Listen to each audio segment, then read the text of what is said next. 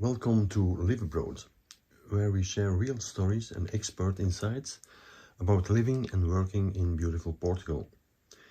Today, we're diving into one of the most important topics for anyone planning a move here, real estate.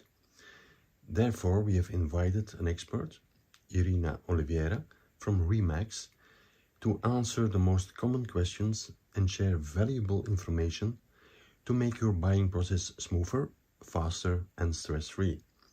So sit back, take some notes and let's get started. Can you briefly introduce yourself? Thank you. First of all, thank you very much for having me on here. I think it's very important to have these sort of platforms that give information to people that are still possibly abroad and wanting to live in Portugal, because anytime moving is a big decision, and being able to have some more information before you decide to move countries is very important. So my name is Irina. I'm 32. I work in Remax as in part of a group which is called Remax Team. We have 16 offices across Portugal. 5 of them are in the center of Portugal, and the remaining 10 are in Lisbon and the surrounding area of Lisbon. I've been in real estate for almost 3 years now, in Remax for just under 2 years. With regards to Remax, I think if I was going to describe it, it has a model where it's the number one real estate agency in Portugal. First of all, there's many agents, so over 10,000 Remax agents in Portugal, and I would think that the two crucial points that Remax defends, and I defend as a Remax agent, is we are trying to provide the best quality service possible to clients, to give them more information, and to help them have trust in real estate work. Yep. So that's what I do as well. Yeah. Can you tell me what kind of property you sell the most? Are you specialized in a certain type of real estate? So currently, the most I work in sort of like the houses that have a typical characteristic, that are sold within not high end. So I would say mid and lower, which is what I find that clients are looking for, around the same the price. And most of them so far have needed a bit of work. So I find not homes necessarily that are completely refurbished, but it's a mix, obviously. But some houses that are possibly ready to live in, but someone needs to still do a little bit of work to put them to their taste. But I don't only work with this. So I also have sold apartments in the city center. I've sold houses that are closer to the river, because even though my office is in Tomar, so I work most of Tomar, but I also expand a little bit to what would be Abrantes, Torres Novas, Entroncamento, and also up further north, which is Ferreira do Zezer, and some other villages that are a little bit up north. The main focus here is always around the Rio Zezer and the Albufeira de Castelo de Bode. That's where I work. So around this river. That's your area. Yes. Yeah. You're working mostly. Mostly, yes. Okay. Yeah, can you tell me something more about the buying process? What does the buying process in Portugal look like? Okay. For a foreign person who's looking to buy a house in Portugal, obviously, I think, in my opinion, it's important that they first, and I understand it's difficult, decide where, a sort of general area of where they want to live in Portugal. Sometimes I meet clients that are still very, they obviously have decided they want to live in Portugal, but they don't know where. And I know Portugal is not the biggest country, but there's still a lot of area. And so I think it's important to decide where you want to live in a sort of general, like a district, and you know that that's the and then after that you find an agent that is from that area. Yeah, that's very important. It's very They know important that they know and that they know the area. And I also accompany clients that sometimes come to me and they're looking for houses that are further away from me than the area I work. And I know that I could help them definitely, because I love what I do and I'm very good at my job. But it's only to a certain point. So if you don't work that area, I can only go so far, because the truth is that I don't know the little intricacies of all of Portugal. So it's important to find an agent there. And then the agent can help you in all the other processes that you need. So you need to get a NIF number, so you need to get a tax number, ideally, but not necessarily you get a Portuguese bank account. Not necessarily. It's not necessary that you have a Portuguese bank account. You don't have to have a Portuguese bank account. It just makes things simpler if you do. Yeah. And you can you can get one. And it's just easier for the buying process after, in terms of when you've decided that your house and you have to make the payment to buy the house. Yeah. So, but I've had clients before from America who didn't, for example, the ones I can remember, they didn't have a bank account and it was fine. And then if you want, obviously, you get a lawyer to help you through the process and review all of the documentation and defend your interests. But you're not obliged to get a lawyer. So if you're working with a real estate agency that has a judicial department, and you should ask if they do have this, they will review all of the paperwork. And especially at Remax, we review the paperwork before the house is put on sale.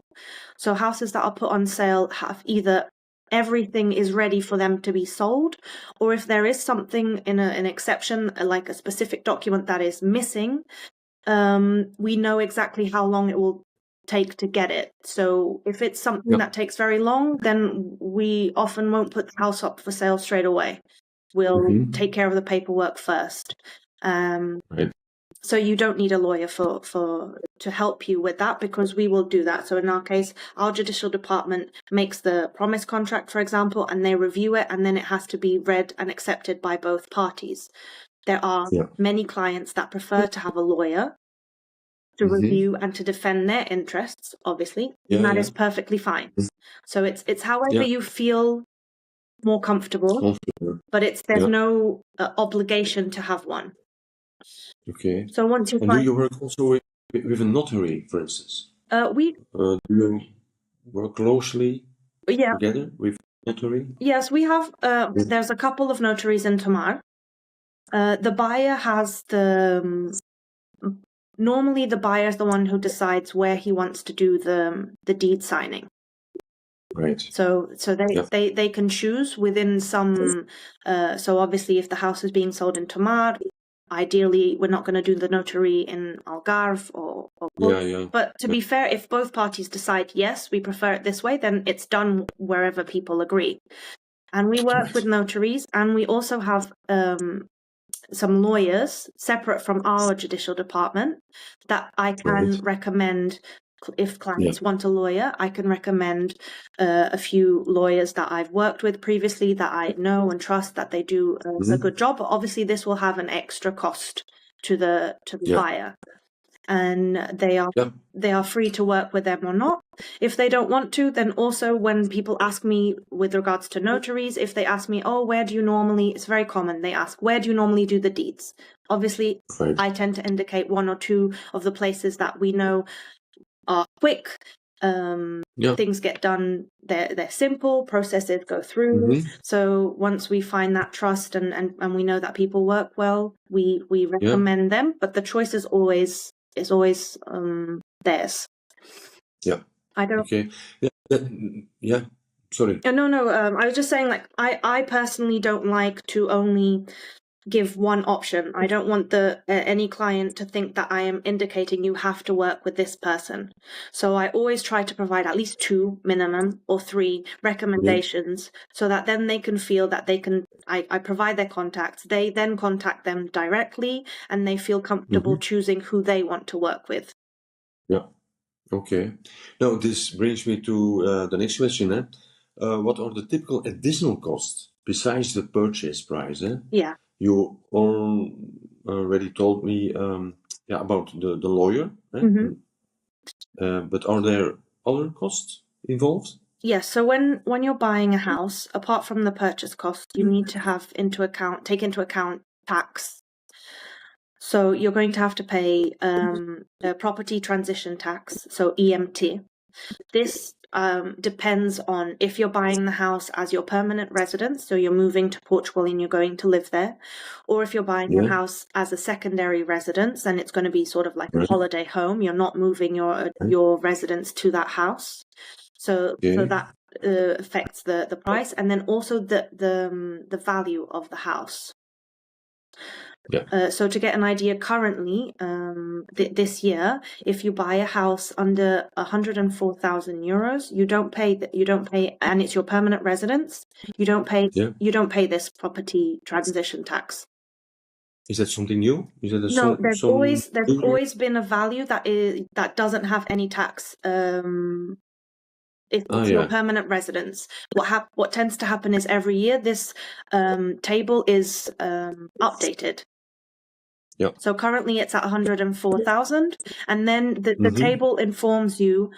So if you really want to know, before you make an offer on the house, you can have a very, very approximate number of exactly what your costs are going to be. Because you'll know how much you're buying the house for, so you can do that calculation. Then you need to take into account duty stamp. That one is always 0.8% of the purchase price. So whatever you're buying the house for, 0.8% will be duty stamp. And both these things are paid on the day of the deed. So all of these costs are done on the same day. So you have the deed, you buy the house, you pay the remaining purchase price, you pay the property transition tax, you pay the duty stamp, and then you also pay the notary fees. Okay? This will alter slightly depending on two factors. One is the notary that you use, where you do it, because they have different honoraries. They have different values. And then also it depends on what you're buying. So included in the notary fees are their fees for the work that they did, and also the registration of the property in your name. So this depends on what you're buying. So are you buying one house, one urban article? Are you buying two urban articles? Are you buying rustic? So sometimes I try to always tell my clients they're looking for a house and you are just buying one house, but we have many examples of where what you're buying may be in documentation, maybe one house and one or two rustic parts. So people sometimes forget that if you're buying two or three, then all of these need to be registered in your name, and these have different prices. Different prices. Yeah, but here in the center, in a sort of just buying one article, one urban article, the average is around 600 euros for the notary fees and the registration. Okay, with the exceptions. Doable, Yeah, with the exceptions, if you're buying something with more articles, something bigger, if you're buying two houses, because I find a lot of my foreign clients tend to look for a place where they can live, but also have an option to rent out a part of the property. And then you just need to take into account what this means in terms of documentation. Is it one house in the document and you can rent out part of it? Or are you buying, for all effects and purposes, two houses? Yeah. These would be all the costs. I would say to have in mind just below 10% of your purchase price.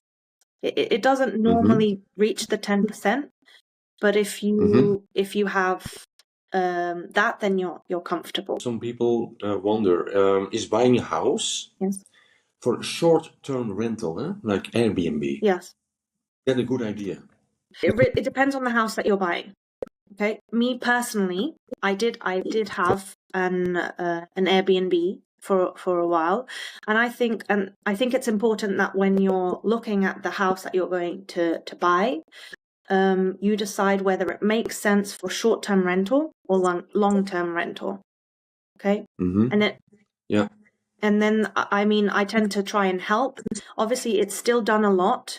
Most of short-term rental properties, I think, look closer to a body of water.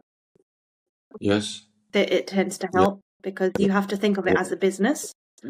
And Right. and then, Location you is know, very important. location is very important for short-term rentals.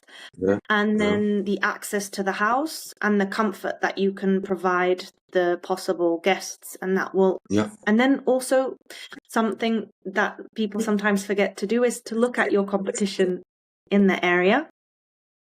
And you can sort of do a business model based on this, and then find out how much people are charging currently for that property, and then find out if the value of the house that you're buying makes sense for them to use as short-term rental or long-term rental. Because currently there's a very, very big search for long-term rentals. Okay. From people abroad. People abroad, because people that want to move here, especially from Britain or England currently, they need to get visas. And to do this visa, they need to have a rental for 1 year. They need to have a rental for 1 year. So for 1 year. For 1 year. That's the law. That to get the D7 visa. So what I found even is that some people that have short-term rentals have moved towards long-term rental, specifically to people who are needing a 1-year contract to obtain their visas. So this might be an interesting market. Yeah, right. And is there also a difference between the taxes that people have to pay, the owners of a house who rent their house for a long term? I heard that they have to pay another percentage of income tax when they rent a house for a short time. The income from the rent is taxed differently. Slightly differently. Yeah. But you also need to have to open some sort of activity when you're doing a short-term rental. Yeah. A business. You are. Yeah. Obviously, there's options that make sense depending on how often and how much people you think you're going to receive during the year. So obviously an accountant will help you decide which is the best option for you. And then even in the short-term rentals, there's options where you do alojamento local, so which is normally the most heard of.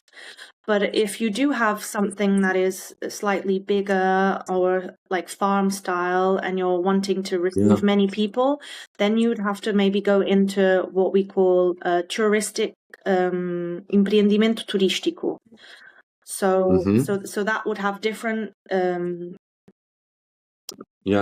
income provisions, obligations and tax. Long-term rental currently, if you're renting for 3 years or less, 5 years or less, you're taxed at, if you're resident in Portugal, at 25%. If you're not resident in Portugal, 28%. And then there's also a difference if you're a company or if you're just an individual. Okay. But they have created some incentives because they want to try and promote it to be more enticing for people to do long-term rentals. So if you have a contract that is between 5 to 10 years, then this decreases to 15% income. Oh, really? Well, and if you that's also a new thing. Yes, this was it's 2 years ago. With 5 years, And you're not.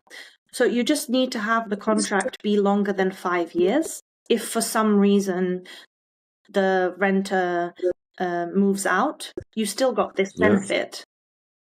Okay, so when you do a contract with a renter, and obviously a lawyer can give more information, but from what I understand is that when you're saying for 5 years, then except exceptional circumstances, it could not be then the owner that is forcibly kicking out the renters, but the renters can decide to move out according to what the contract says, giving the correct time, obviously.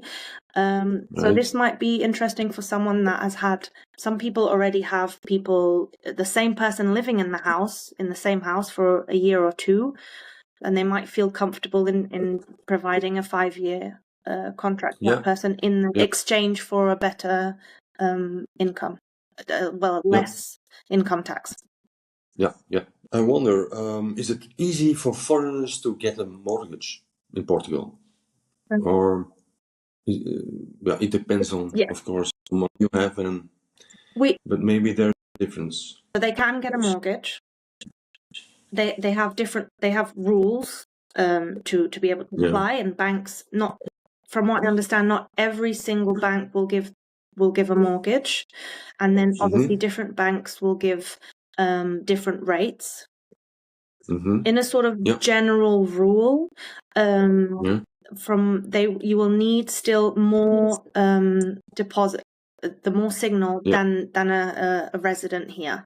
Okay, so normally banks that give mortgages will give between 70 to 80% instead of the normal for the residents, which is 80 to 90%.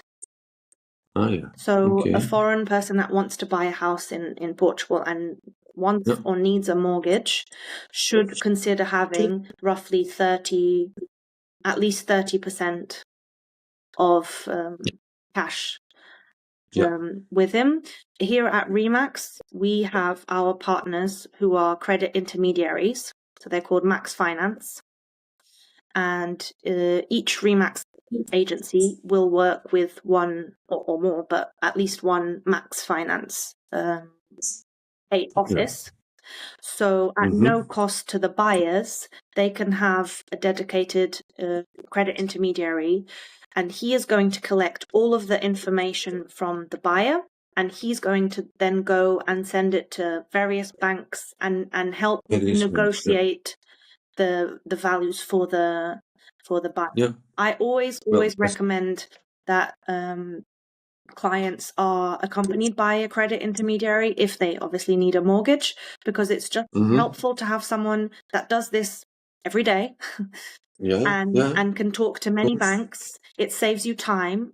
He or she, they also help you read. It can be, there's a lot of paperwork. There's a first-time buyer with a mortgage. It can be quite daunting, all of the percentages and the rates, and this is difficult. And having someone explain exactly what each part means and how this will affect them, it makes it easier to make your choice and feel more comfortable. And at no cost, I don't see why there's any reason that you should not to do it, not to have someone help you.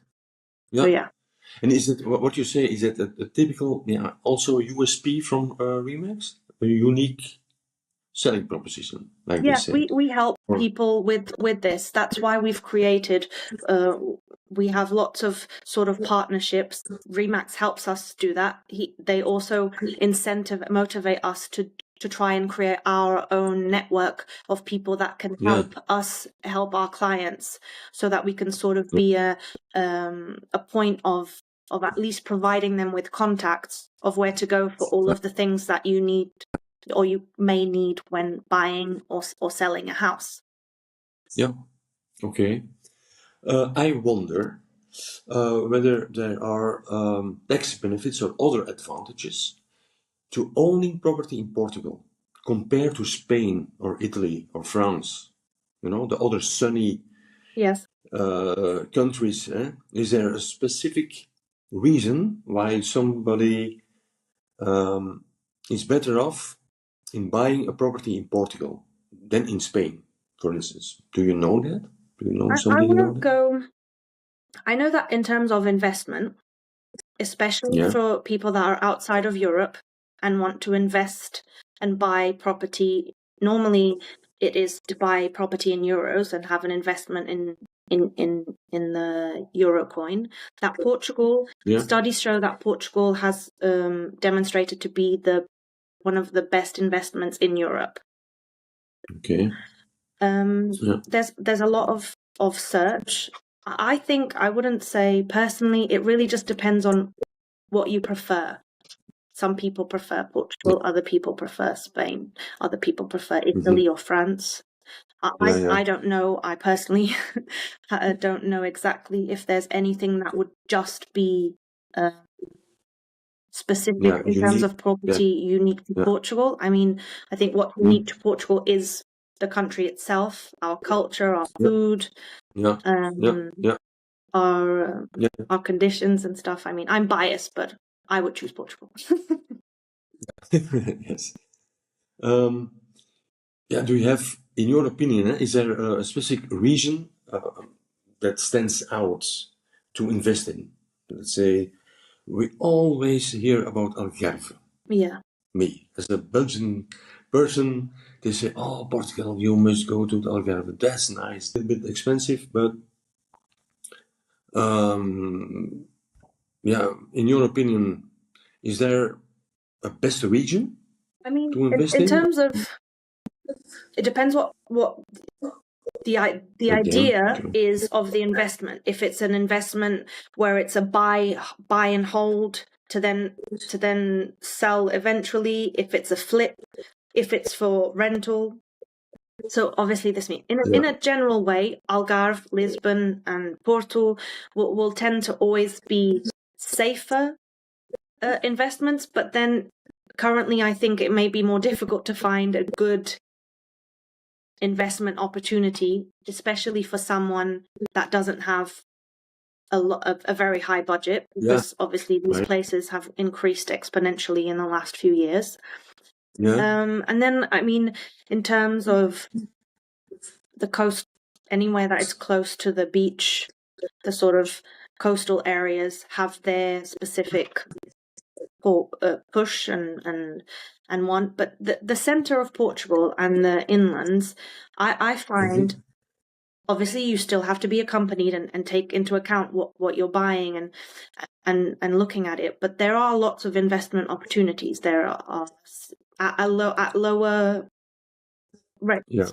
Access for someone maybe that wants to start, doesn't want to, or doesn't have a very big budget and just maybe wants to start up slowly. There's quite a few houses, especially if someone has some sort of connection or if they can renovate.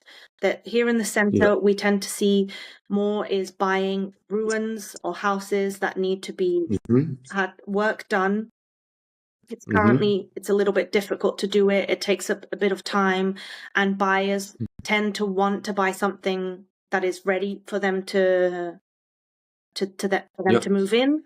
So investors we see buy these houses, renovate them, then put them on the market and make some and have their return this way.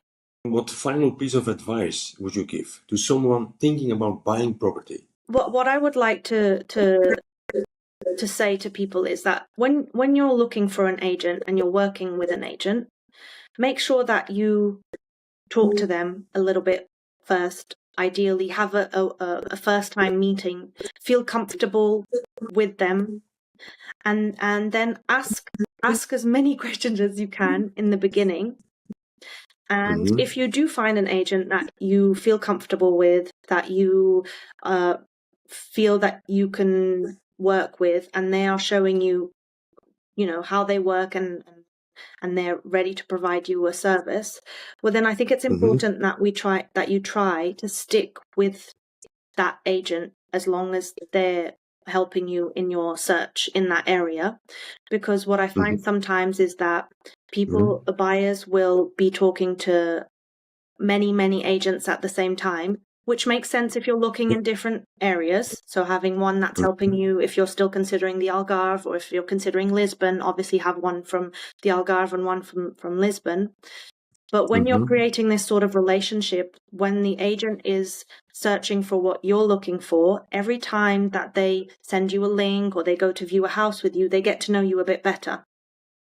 Yeah. And so then this relationship becomes better, and it reaches a point where almost the agent would go see a house for you, or go look at a link and be, I know that this is the house for this client. Yes. The more you interact with the client, the more you know him, and the bond is closer then. Huh? Yes, because the objective here, in my opinion, is not to see many houses. Ideally, your process, once you've especially decided exactly where you want to live, the agent's work is to sort of filter everything for you, so that you're only going to view houses that are a real potential of you wanting to have them. And when this work is done, on average, you would be viewing maybe 5-6 houses, and you should find the house that you want. So this would be something that this is what I tend to tell clients when I first meet them, and I always have a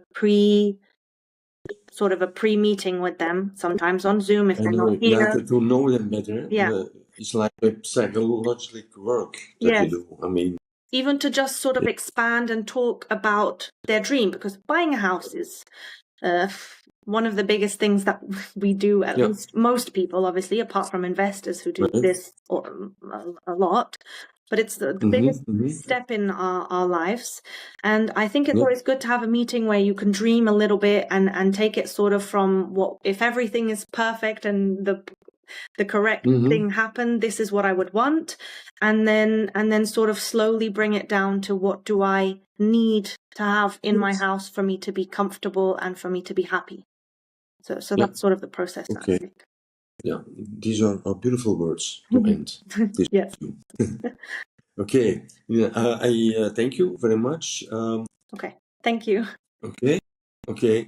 Bye-bye. Bye-bye. Thank you very much. Bye. We thank Irina for this great interview. Check out all her contact details and useful links in the description below.